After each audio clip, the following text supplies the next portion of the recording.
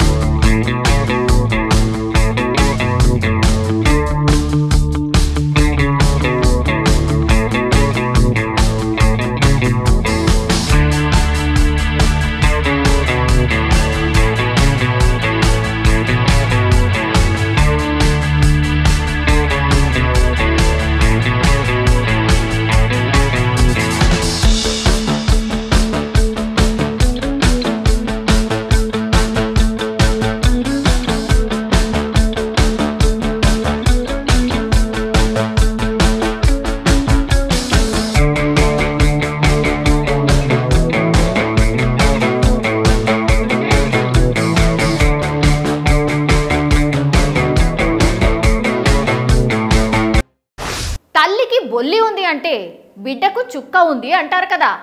Fake publicity చేసి public అటెన్షన్ను divert చేయడంలో చంద్రబాబును మించిన వాడు లేడు. ఇప్పుడు లోకేష్ కూడా అదే ఫార్ములాను ఎత్తుకున్నాడు. యువగలం పాదయాత్రకు పబ్లిసిటీ లేదు, పబ్లిక్ మాట్లాడుకోవడం ఎలాగూ మానేశారు. దీంతో ఏదో ఒక ఎమోషనల్ కథ అల్లి మళ్ళీ జనంలో చర్చ జరిగేలా చేయాలనే ప్లాన్ చేసింది లోకేష్ డ్రామా కంపెనీ.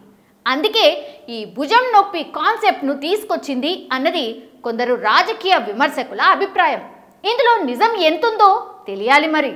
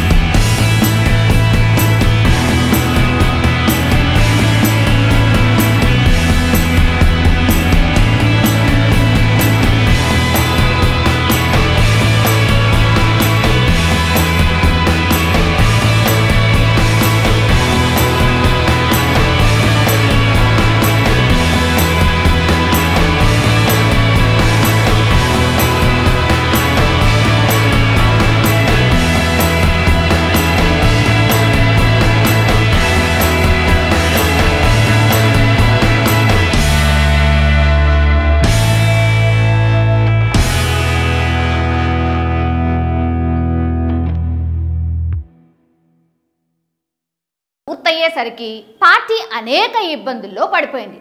ముఖ్యంగా నంద్యాలలో భూమా అఖిలప్రియ, ఏవి సుబ్బారెడ్డి ఫైటింగ్ సీన్ టీడీపీ పరువును బజారుకిచ్చేసింది.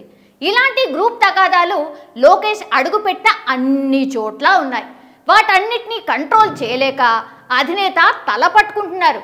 అయితే లోకేష్కు భుజం నొప్పి ఉందని ఒక సెంటిమెంట్ను రైజ్ చేస్తే పార్టీలో సమస్యలకు ఆయింట్మెంట్గా మారుతుంది అన్నది అధినేత ఆలోచన కావచ్చు అంటున్నారు రాజకీయ విశ్లేషకులు.